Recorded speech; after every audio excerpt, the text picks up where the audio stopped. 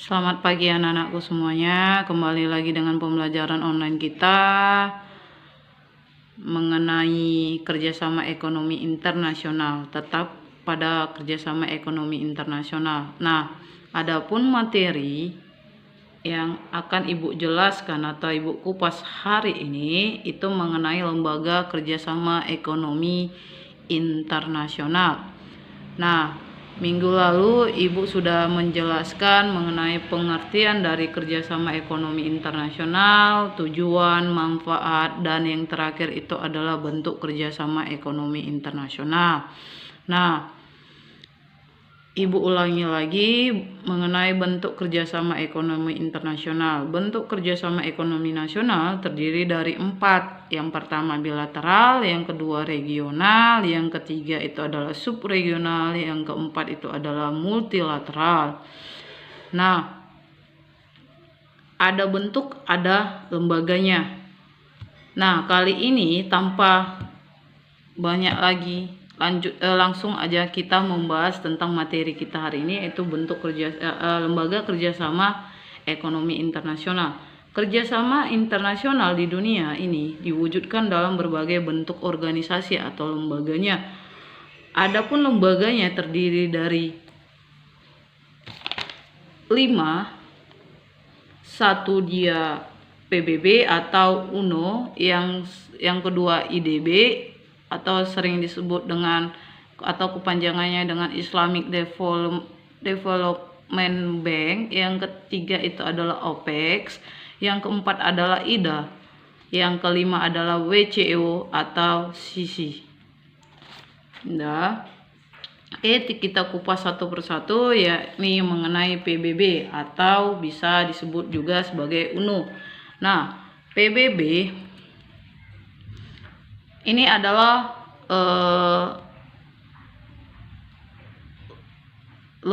simbol dari lembaga organisasi PBB atau UNO.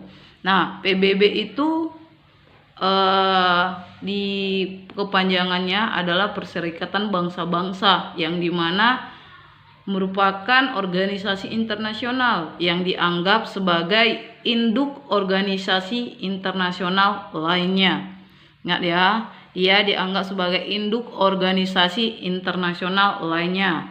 Nah, PBB didirikan pada tanggal 24 Oktober 1945 yang ditandai dengan penandatanganan Piagam PBB di San Francisco. Yang selanjutnya pada tanggal tersebut diperingati sebagai hari lahirnya PBB oleh negara anggotanya. Nah, adapun lembaga-lembaga anggota si PBB tersebut, yang pertama ada yang namanya UNESCO, yang kedua ada namanya FAO, yang ketiga ILO International Labour Organization, yang keempat ada UNDP, United Nations Development Program, yang kelima ada WTO, World Trade Organization, yang keenam ada UNICEF, yang ketujuh IMF, yang ke-8 adalah IBRD. Oke. Nah, itu merupakan lembaga anggota PBB. Yang kita bahas yang pertama kali adalah UNESCO.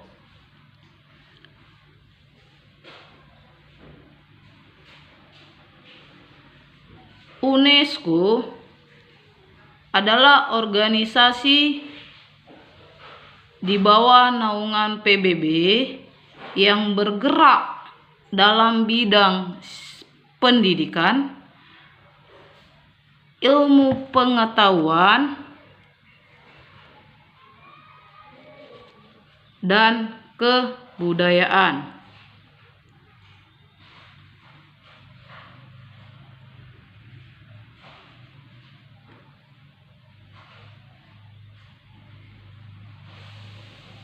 Nah, yang kedua, kita lanjut mengenai FAO.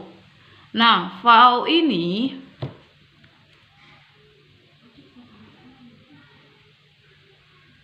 adalah organisasi dunia yang melakukan kegiatan serta mengusahakan bahan makanan dan hasil pertanian. Nah, FAO dia kegiatannya mengusahakan bahan makanan dan hasil pertanian. Itu yang dilakukan oleh organisasi FAO.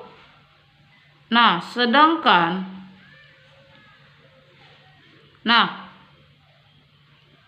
bidang pangan dan pertanian. Nah, FAO ini tujuan didirikannya untuk meningkatkan jumlah dan mutu pangan serta menyelenggarakan persediaan bahan makanan dan produksi agraris internasional. Indonesia sebagai anggota FAO pernah menerima penghargaan atas keberhasilannya dalam meningkatkan produksi beras. Kita tahu ya, Indonesia itu kaya dengan berasnya. Nah, FAO ini didirikan itu pada tanggal 16 Oktober 1945 yang berkedudukan di Roma, tepatnya Italia. Itu kalau dia mengenai FAO. Nah, selanjutnya itu ada yang dinamakan ILO. Di mana ILO ini merupakan organisasi internasional yang bergerak dalam bidang perburuan. Beda lagi ya. Nah, ILO ini dibentuk oleh Liga Bangsa. ILO ini dibentuk oleh Liga Bangsa melalui Traktat Versailles pada tahun 1919. Nah, yang dimana prinsipnya sebagai dasar kegiatannya adalah perdamaian abadi dapat dicapai jika didasarkan pada keadilan sosial. Itu mengenai ILO. Oke, kita selanjutnya mengenai UNDP. Nah, UNDP ini adalah badan PBB atau organisasi di bawah PBB yang melakukan kegiatan program pembangunan di negara-negara berkembang. Di negara-negara berkembang ya. Nah, kalau kita kan udah di negara maju, walaupun belum pantas untuk menjadi negara maju. Karena apa? Karena teknologi kita kurang memadai dan masih banyak yang dinamakan pengangguran. Nah, tujuan dari didirikannya UNDP ini adalah memberikan bantuan untuk membiayai program pembangunan di negara berkembang. Seperti apa? Seperti survei pembuatan dan pembangunan. Sebenarnya yang berada di Indonesia. Dulu kita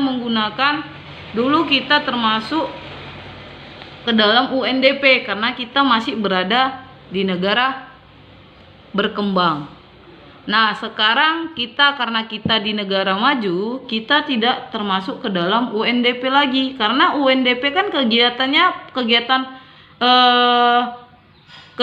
program pembangunan di negara-negara berkembang. Sementara kita sudah memasuki negara-negara maju.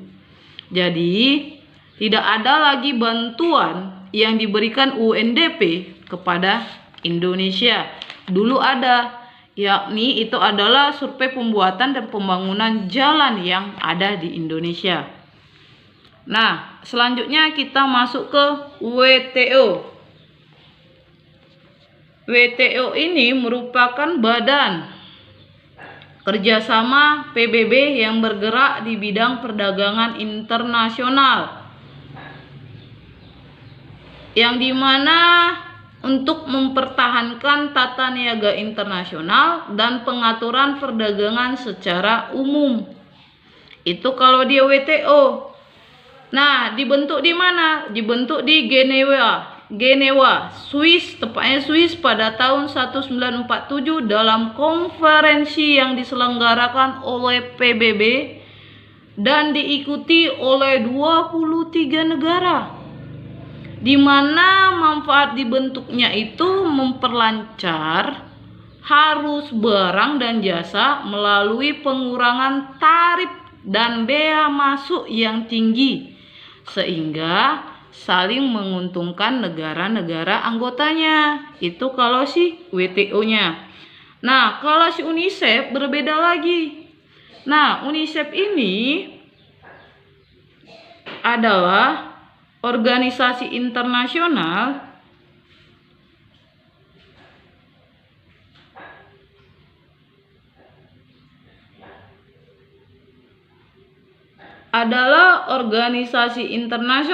yang melakukan kegiatan dalam bentuk kemanusiaan. Nah, si UNICEF ini itu organisasi internasional yang melakukan kegiatan dalam bentuk kemanusiaan dan kesejahteraan anak. Itu kalau si UNICEF, yang dimana didirikan pada tahun 1946, yang berkedudukan di mana? Di New York. Di New York. Itu kalau di UNICEF. Nah, kalau IMF itu adalah IMF. Selanjutnya kita masuk ke IMF. IMF ini organisasi dunia yang bergerak dalam bidang keuangan internasional. Didirikan pada tanggal 27 Desember 1945 yang mempunyai tujuan untuk mencapai stabilitas keuangan di berbagai dunia. Selain itu, dia juga mendorong kerjasama internasional di bidang ekonomi keuangan. Ingat ya, IMF itu organisasi yang bergerak di dalam atau di bidang keuangan internasional. Nah, selanjutnya masih ada lagi, yakni adalah IBRD. Nah, IBRD ini atau sering disebut sebagai Bank Dunia merupakan badan internasional yang bergerak dalam bidang perbankan untuk pembangunan dan kemajuan negara-negara berkembang. Sekali lagi, dia untuk bergerak dalam bidang perbankan untuk pembangunan dan kemajuan negara-negara berkembang. Nah, itu kalau dia si IBRD. IBRD ini didirikan pada tanggal 17 Desember 1945 yang dimana berkedudukannya di Washington DC, yang mempunyai tujuan memberikan bantuan baik yang bersifat jangka panjang maupun yang bersifat jangka pendek kepada negara-negara yang sedang berkembang. Itu yang termasuk ke dalam lembaga atau organisasi dari organisasi anggota PBB. UNESCO itu tadi bergerak di bidang pendidikan dan ilmu pengetahuan serta kebudayaan. FAO itu bergerak dalam bidang pangan dan hasil pertanian.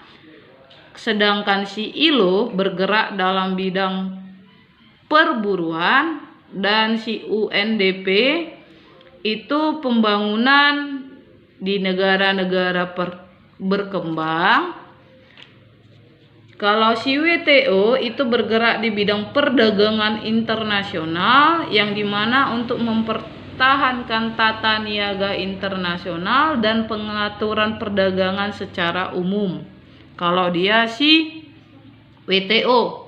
Nah, kalau dia si UNICEF, dia itu melakukan kegiatan dalam bentuk kemanusiaan. Ini si UNICEF, dalam bentuk kemanusiaan dan kesejahteraan si anak. Nah, kalau si IMB dia bergerak dalam bidang keuangan internasional. Nah, kalau di mana tujuannya itu mencapai stabilitas ya, stabilitas keuangan di berbagai dunia dan mendorong kerjasama ekonomi internasional di bidang keuangan. Kalau si BRD ini itu merupakan Bank Dunia, World Bank, Bank Dunia yang bergerak dalam bidang perbankan untuk pembangunan dan kemajuan negara-negara berkembang.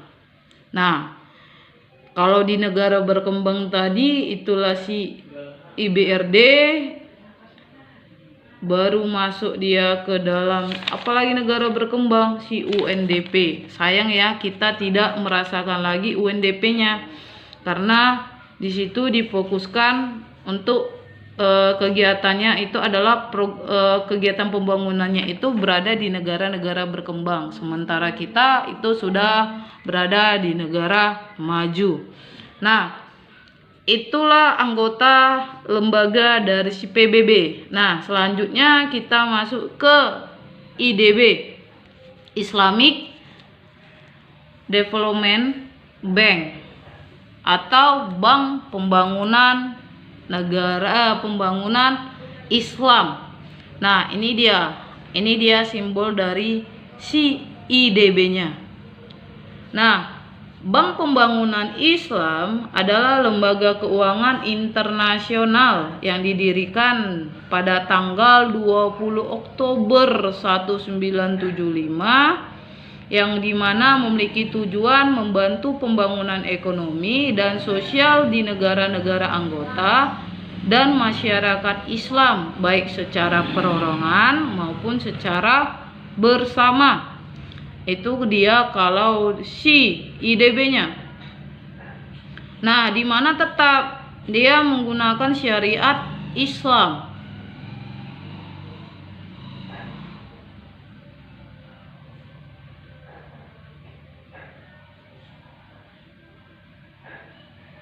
Nah, kalau kita bicara juga mengenai lahirnya si IDB, maka tidak dapat dilepaskan dari organisasi induknya, yaitu Organisasi Konferensi Islam atau yang disingkat sebagai OKI. Nah, si OKI ini muncul karena dilatar belakangi oleh konflik Timur Tengah, yaitu masalah Israel Palestina. Namun belakangan keberadaan si OKI ini tidak lagi sekedar dikaitkan dengan upaya pembebasan rakyat Palestina dari cengkraman Israel. Lebih dari itu, kiprah OKI dengan segenap kelembagaan dan potensi yang dimilikinya termasuk IDB telah dapat memainkan perannya yang lebih luas, yakni mencakup berbagai persoalan yang dihadapi dunia Islam baik di bidang politik, ekonomi sosial maupun pendidikan, kebudayaan dan sebagainya. Nah, intinya di IDB ini fungsinya itu memberikan pinjaman untuk proyek-proyek produktif dalam pembangunan ekonomi dan sosial.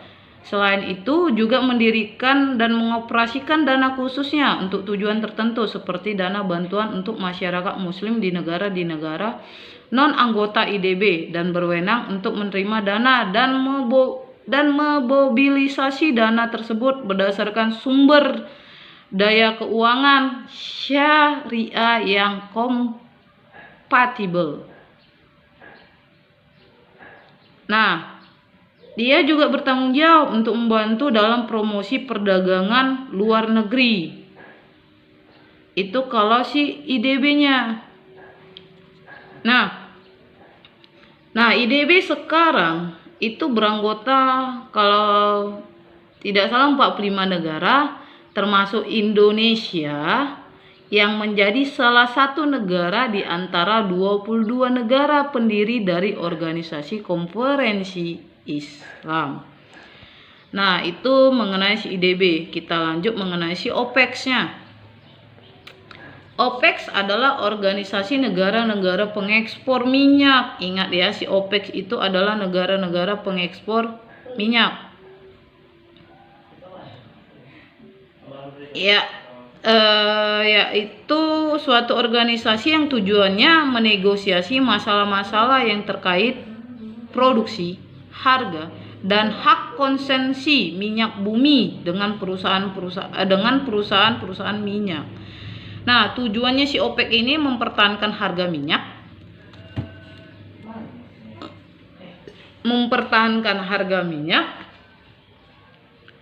dan menolak aksi penurunan harga minyak secara sepihak oleh perusahaan minyak terbesar. Nah, perusahaan raksasa minyak itu berasal dari negara-negara maju. Nah, si OPEC ini didirikan pada tanggal 14 November 1960 atas prakarsa negara Irak, Iran, Kuwait, Arab Saudi, dan Venezuela. Nah, itu mengenai si OPEC-nya.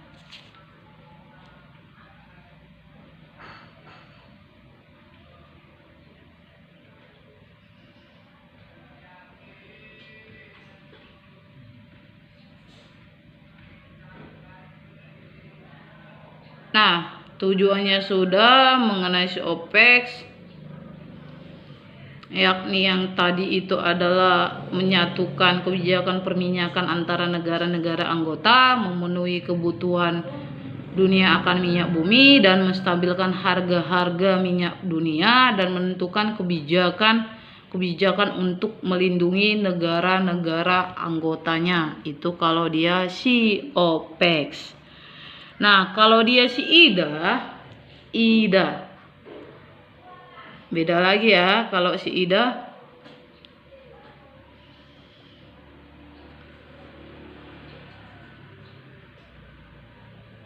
nah, si IDA ini adalah organisasi pembangunan internasional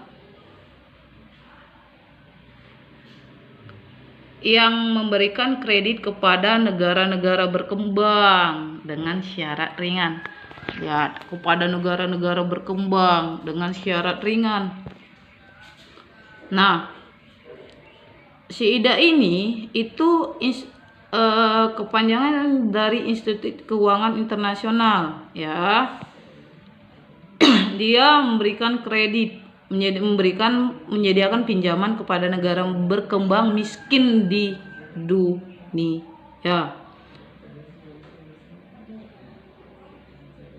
Nah, si IDA ini merupakan institusi bagian dari grup Bank Dunia yang bermarkas di Washington DC, Amerika Serikat. Itu kalau dia si IDA-nya, ya. Misinya sama dengan Bank Dunia, yaitu untuk mengurangi kemiskinan dan menyediakan pinjaman untuk negara yang kelayakan kreditnya sangat rendah sehingga tak dapat meminjam dari program Bank Dunia lainnya. Nah, tujuannya Asosiasi Pembangunan Internasionalnya adalah untuk membantu negara termiskin agar berkembang lebih pesat, merata, dan berkelanjutan sehingga dapat mengurangi kemiskinan. Itu kalau si IDA-nya. Nah, sayang sekali juga ya, Indonesia tidak masuk ke dalam atau tidak bisa si IDA ini, atau kita meminjam dari si IDA ini karena ini difokuskan ke dalam negara-negara berkembang. Sayang sekali kita sudah tidak bisa mendapatkan pinjaman dari si IDA ini karena kita sudah masuk ke negara maju. Nah, tetapi jangan kalau kita sudah berada di negara maju, ya otomatis kita harus berusaha untuk melakukan yang terbaik untuk negara kita ini. Jangan yang dinamakan apa ya dikatakan murung atau bersedih atau apa, karena kita tidak bisa lagi yang namanya mendapatkan pinjaman dari si Ida, bahkan kita tidak bisa lagi berada dalam si UNDP ya, tetapi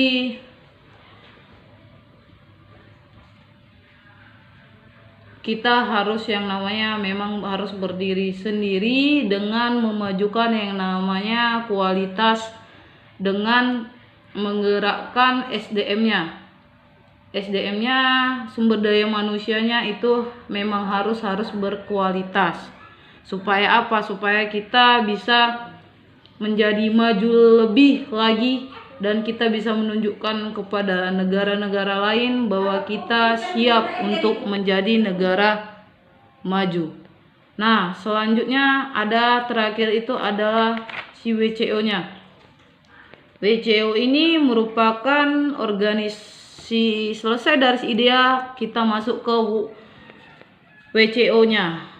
Nah, si WCO ini adalah organisasi bea dan cukai sedunia yang didirikan pada tanggal 15 Desember 1950 di Brussels, tepatnya di Belgia, yang dimana memiliki tujuan untuk memperbaiki dan mengharmonisasikan cara kerja dari si bea dan si cukai di dunia, sehingga dapat melancarkan arus lalu lintas perdagangan dan penumpang serta investasi internasional. Nah, pada tahun 2019 diberitahukan bahwasanya Indonesia akan menjadi tuan rumah WCO meeting di bidang teknologinya. Sekretaris Jenderal WCO Kunka Mikuria mengatakan bahwa dari 183 anggota, Indonesia merupakan salah satu negara yang aktif. Kita, Indonesia, aktif berkontribusi bagi WCO. Nah, dan selain itu, Indonesia juga dipandang berhasil dalam menjalankan reformasi birokrasi sehingga dapat dijadikan role model bagi negara lain. Hebat enggak? Indonesia akan menjadi tempat pelatihan negara lain, khususnya negara kepulauan kecil. Wow. Dari 183 anggota, Indonesia merupakan salah satu negara yang aktif berkontribusi bagi WCO. Nah, hebat enggak? Hebat, tuan rumah loh. 2019 dikatakan bahwasanya Indonesia tuan rumah WCO meeting di bidang teknologi dan merupakan salah satu negara yang aktif berkontribusi bagi WCO. Wow.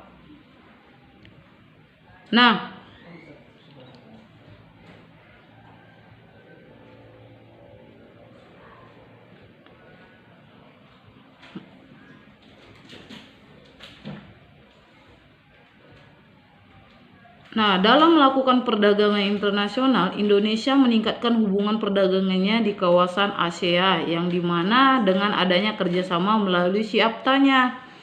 Nah, APTA-nya di sini didirikan dengan tujuan yang sama dalam bidang ekonomi, yaitu untuk menghadapi perubahan struktural dalam perekonomian dunia, untuk mencegah dan menghindari proteksionisme serta meluasnya blok-blok perdagangan.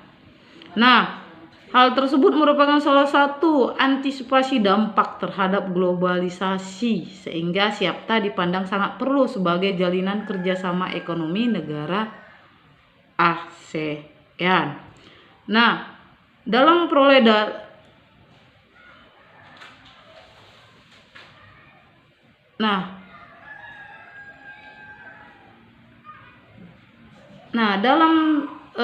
dalam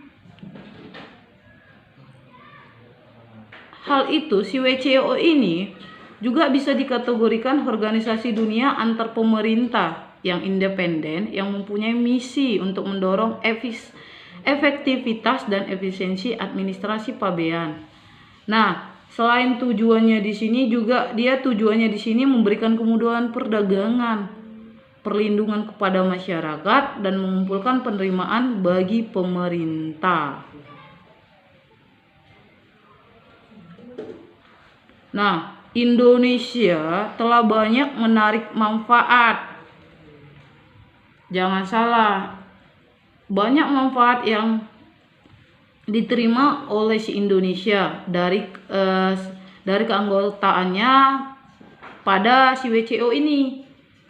Nah, salah satunya berbagai bantuan teknis baik dalam rangka peningkatan profesionalisme aparat bea dan cukai maupun dalam rangka menunjang kelancaran pelaksanaan sistem dan prosedur kepabean internasional.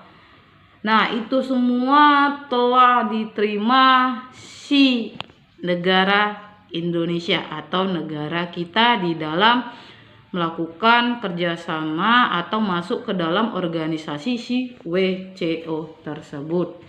Nah, itulah sedikit mengenai si WCO tersebut, dan sampai di sini materi kita mengenai lembaga kerjasama ekonomi internasional. Selanjutnya kita akan membahas minggu depan kita akan membahas materi kita mengenai si dampaknya ya, dampak dari kerjasama ekonomi internasional.